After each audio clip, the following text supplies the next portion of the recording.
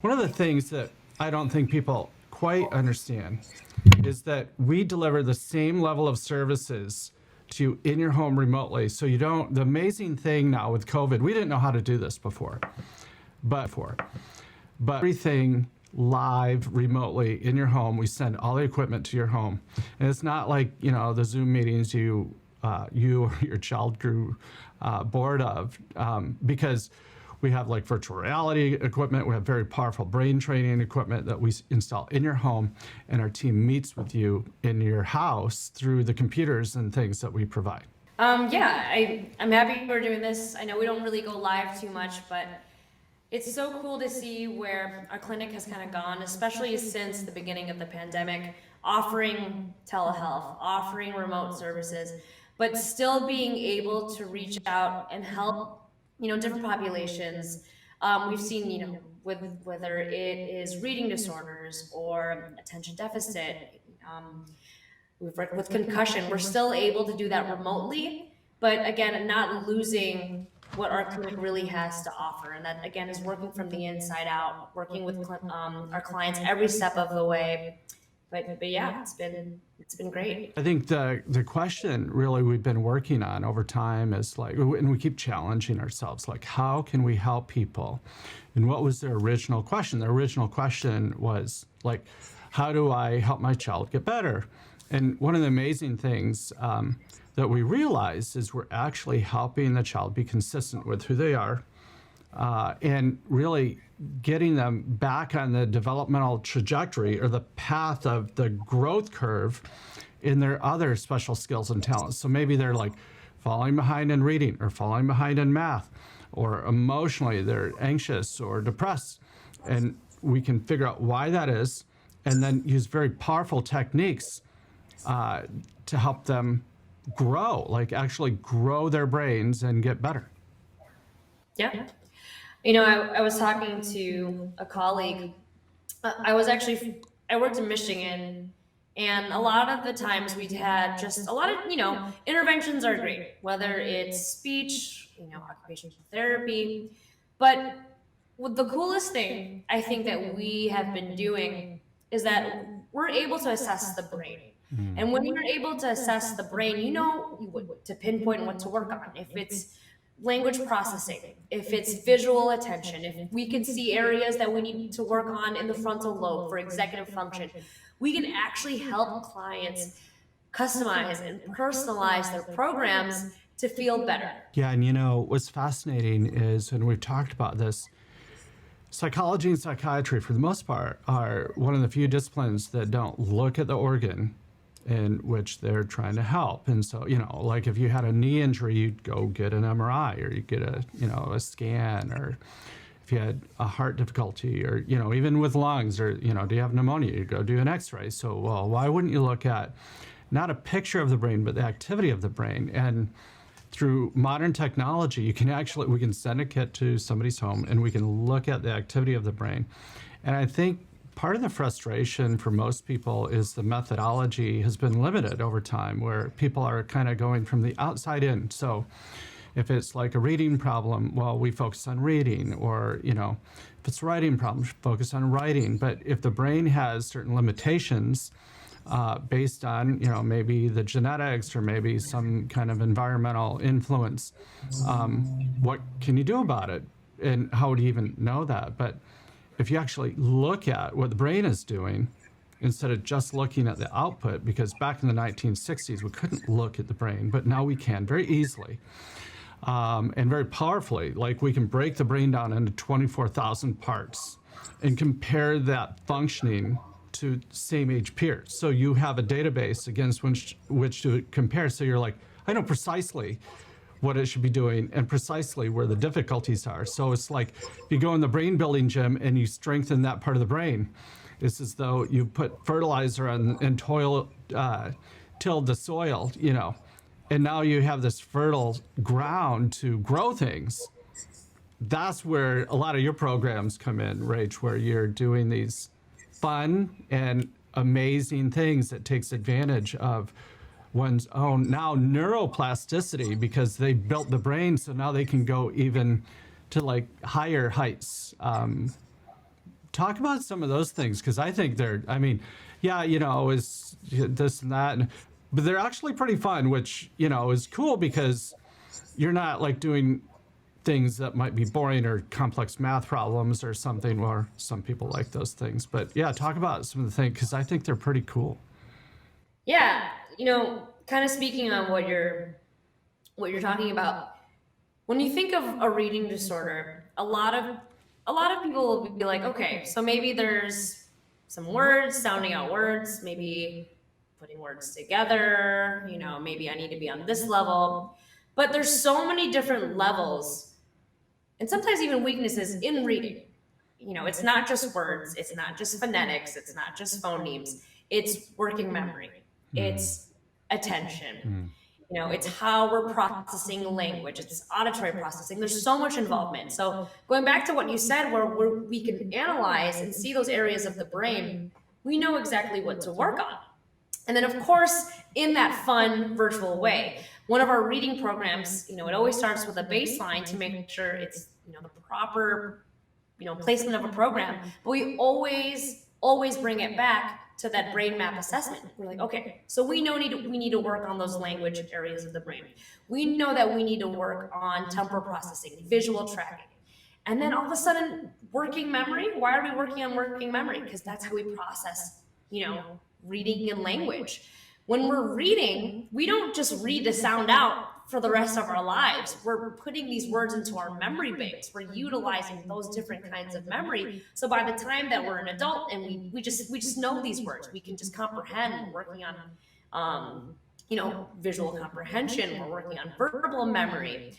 And then of course, how do you make this work? It's practice, repetition. When you work with neuroplasticity, what's happening? You're working on that neural pathway over and over and over again to learn a skill. And what's great is that we have all these different ways of doing that instead of just opening a book, Right. finding a tutor, trying to read, and sound things out. It goes way beyond that. Yeah. Yeah, I mean, most of the people we work with, they've been down this road for a while. And so they've tried these things, and their child is still not quite kind of operating where they would hope. And where they would hope is they're consistent with their other skills and talents. Like I'm telling you, parents are always right. When they say there's just not something quite right, something's not quite matching, and the school is looking at them and say, they'll be fine. But the parent is still concerned, right? But to be able to, first of all, people don't have to drive in, they don't have to go back. And then the method of like a brain-computer interface where the parent sets them up in 5 minutes through our assistants, right? And all the child has to do is watch a movie, which sounds ridiculous, but it's a super powerful system because they're making the movie work with their brain.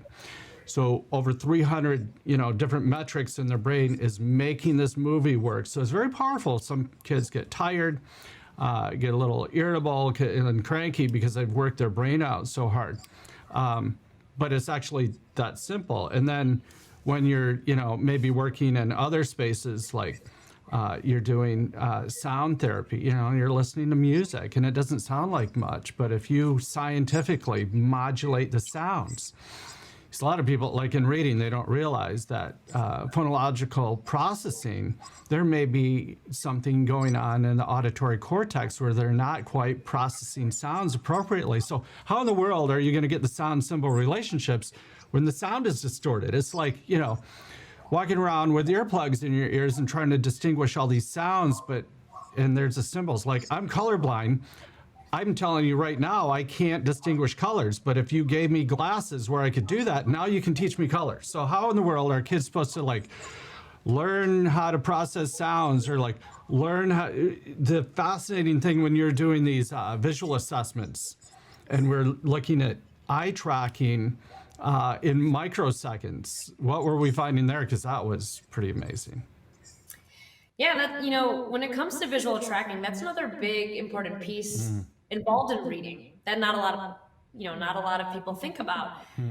A lot of times clients that are actually involved in our vision program will say, well, actually, I'm 20/20, my eyesight is fine.